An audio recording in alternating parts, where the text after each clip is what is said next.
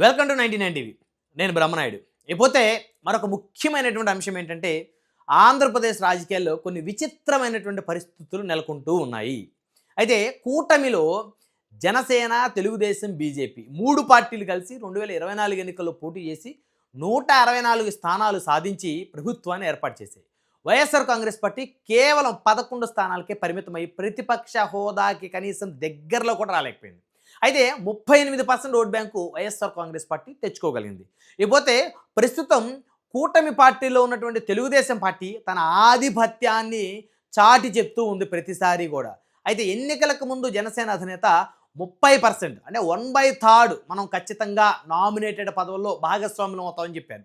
ఆ తర్వాత ఆయన ఉప ముఖ్యమంత్రిగా ప్రమాణ స్వీకారం చేసినప్పుడు ఉప ముఖ్యమంత్రి హోదాలో ఉండి 20% నామినేటెడ్ స్థానాలు మనం తీసుకుంటామని చెప్పారు. అయితే కనీసం 10% కూడా నామినేటెడ్ పదవులకు సంబంధించి జనసేనకు అందటం లేదనేటువంటి మాట వాస్తవం.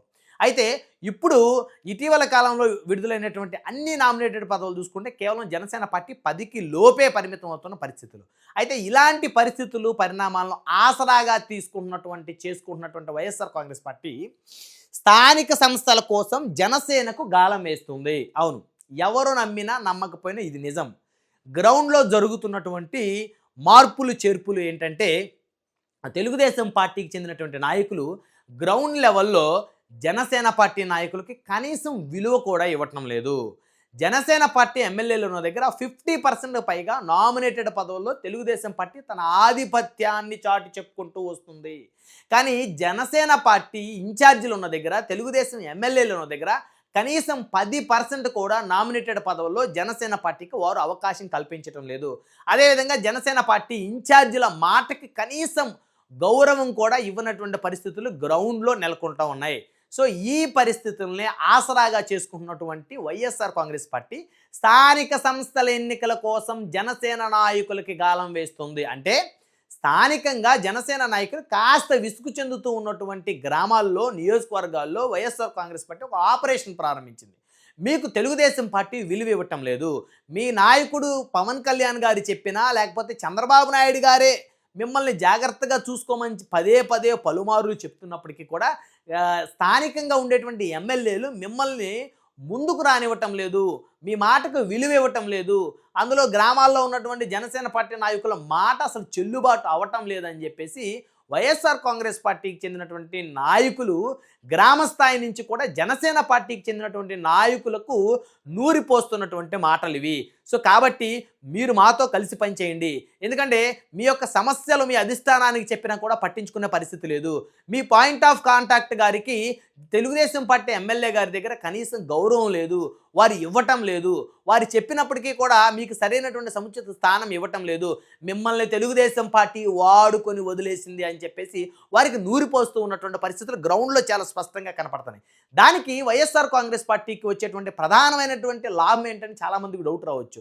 వైఎస్ఆర్ కాంగ్రెస్ పార్టీకి రానున్న మరొక 10 నెలల్లో జరగనటువంటి స్థానిక సంస్థల ఎన్నికలకు సంబంధించి వైకాపా బలోపేతం అవ్వాలి అంటే ఖచ్చితంగా జనసేన పార్టీకి సంబంధించినటువంటి ఓటు బ్యాంకును కాస్త చీలిక తేవాలి. ఆ చీలిక తెచ్చినప్పుడు మాత్రమే వైఎస్ఆర్ కాంగ్రెస్ పార్టీకి ఉపయోగపడేటువంటి అవకాశం ఉంటుంది. సో కాబట్టి తద్వారా వైకాపా గ్రౌండ్లో కనుక బలోపేతం అయితే రానున్నటువంటి ఎన్నికలకు సంబంధించి ఎమ్మెల్యే ఎలక్షన్ల నాటికి వైసీపీ మళ్ళీ బలాన్ని పుంజుకోవాలనేటువంటి ఆలోచనలో ఉన్నట్టు స్పష్టంగా తెలుస్తుంది.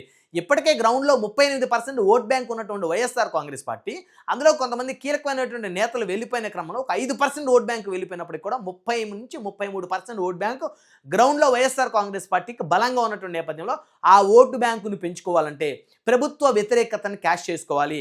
అదేవిధంగా జనసేన పార్టీ ప్రభుత్వంలో భాగస్వామ్యమైనటువంటి జనసేన పార్టీకి సంబంధించిన నాయకులకి అక్కడక్కడ జరుగుతున్నటువంటి అవమానాలను, అన్యాయాలను వారికి వివరించి మెల్లగా వారి ఓట్ బ్యాంకును తమ వైపు గ్రౌండ్లో కాస్త తిప్పుకోగలిగితే స్థానిక సంస్థల ఎన్నికలకు సంబంధించి ఖచ్చితంగా తాము అనుకోనటువంటి విజయాన్ని సాధిస్తామనేటువంటి ఒక బలమైనటువంటి ఆలోచనతో వైసీపీ శ్రేణులు పావులు కదుపుతున్నారు.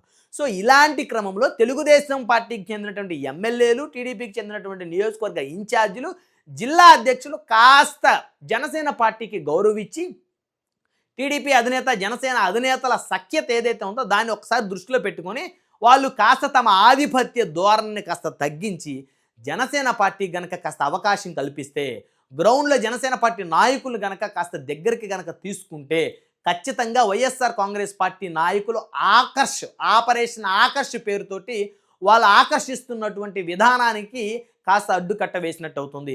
అంతేగాని చంద్రబాబు నాయుడు గారి మాటని లెక్క చేయకుండా, జనసేన అధినేత మాటని లెక్క చేయకుండా, మేము అధికారంలోకి వచ్చాము, ఇంకా 4 ఏళ్ళు మేము అధికారంలోకి ఉంటాం కాబట్టి జనసేన వాళ్ళ మాటలను పెద్దగా పరిగణలోకి తీసుకోవాల్సిన అవసరం లేదు, వాళ్ళకి మనం పదవులు ఇవ్వాల్సిన అవసరం లేదు, స్థానికంగా వారికి ఎలాంటి గౌరవాన్ని గుర్తింపును మనం ఇవ్వకపోయినా పర్లేదు, మళ్ళీ ఎన్నికల నాటికి వాళ్ళ అధినేత మాట కోసం వాళ్ళు తెలుగుదేశానికే మద్దతు ఇస్తారనేటువంటి పిచ్చి భ్రమలో గనక టీడీపీ నేతలు గనక నియోజకవర్గాల్లో గనక ఉంటే ఖచ్చితంగా అది చంద్రబాబు నాయుడు గారికే వాళ్ళు వెన్నుపోటు పొడిచినట్టు అవుతుంది అనేది ఖచ్చితంగా చెప్పుకోవచ్చు. సో కాబట్టి వైసీపీ ఇప్పుడు ఆ పరిస్థితుల్ని తమకు అనుకూలంగా మలుచుకుంటుంది. ఎందుకంటే గ్రౌండ్లో జనసేనకి విలువ ఇవ్వట్లేదు. సో జనసేన నాయకుల మీదే కొన్ని నియోజకవర్గాల్లో కేసులు బనాయిస్తూ ఉన్నారు. జనసేన నాయకులకి రెవెన్యూ కార్యాలయాల్లో కానీ పోలీస్ స్టేషన్లో కానీ సరైనటువంటి గౌరవాన్ని, గుర్తింపుని, సముచిత స్థానం లేదు. సో కాబట్టి వీటిని వైఎస్ఆర్ కాంగ్రెస్ పార్టీ ఆసరాగా తీసుకుంటుంది. సో ఈ అంశాలను ఎవరైనా ఎక్స్పోజ్ చేస్తే వారి మీద తెలుగుదేశం పార్టీ శ్రేణులు వారి మీద నిందలు వేయాలి, బురద జల్లాలనేటువంటి ఒక కోణాన్ని తెర మీదకి తెస్తున్నారు. సో అది తేవటం వల్ల ఉపయోగం ఉండదు. ఎందుకంటే గ్రౌండ్లో జరుగుతుంది అదే. చంద్రబాబు నాయుడు గారు, పవన్ కళ్యాణ్ గారు మనం కలిసి ఉందాము, 15 ఏళ్ళు కలిసి ఉందాము, 20 ఏళ్ళు కలిసి ఉందాము, 30 ఏళ్ళు కలిసి ఉందాము వాళ్ళు అనుకుంటున్నప్పటికీ గ్రౌండ్లో జనసేన పార్టీ కార్యకర్తలకు విలువని, సముచిత స్థానాన్ని కల్పించినప్పుడు మాత్రమే, వారి కనీసం గౌరవాన్ని ఇచ్చినప్పుడు మాత్రమే వారు స్థానిక సంస్థలు కానీ వచ్చే ఎన్నికలకు కానీ తెలుగుదేశం పార్టీతోటి వారు అలాగనే ట్రావెల్ అయ్యే అవకాశం ఉంటుంది.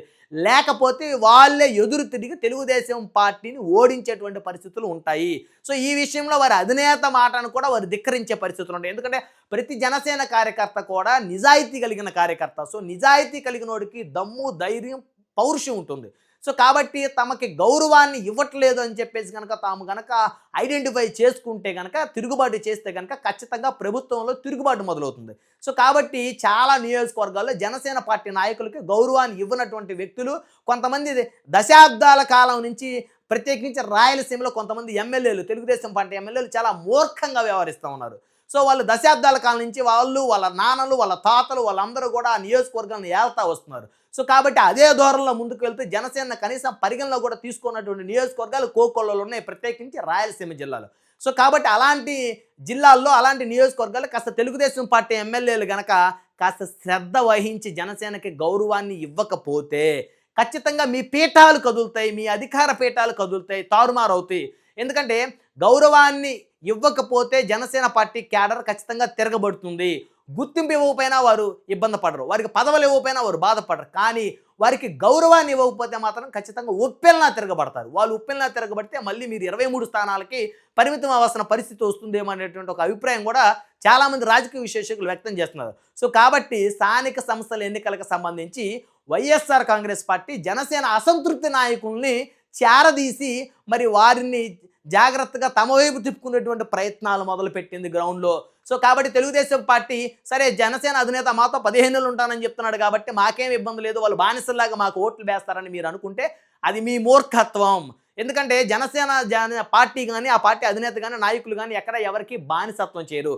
రాష్ట్ర ప్రయోజనాల కోసం, రాష్ట్రం యొక్క అభివృద్ధి కోసం వారు పనిచేస్తున్నామని చెప్పుకొస్తున్నారు. కాబట్టి మరి ఈ క్రమంలో రేపు జరగబోయేటువంటి స్థానిక సంస్థల ఎన్నికలకు సంబంధించి ఖచ్చితంగా వైఎస్ఆర్ కాంగ్రెస్ పార్టీ ఆపరేషన్ ఆకర్షకు సంబంధించి మరి జనసేన పార్టీ వారి వైపు అట్రాక్ట్ కాకుండా ఉండాలంటే ఖచ్చితంగా వారికి రానున్నటువంటి స్థానిక సంస్థలకు సంబంధించినటువంటి ఎన్నికలకు కూడా వారికి ఇస్తానన్నటువంటి 30% కాకపోయినా కనీసం 20% అవకాశాలు ఇవ్వాలి.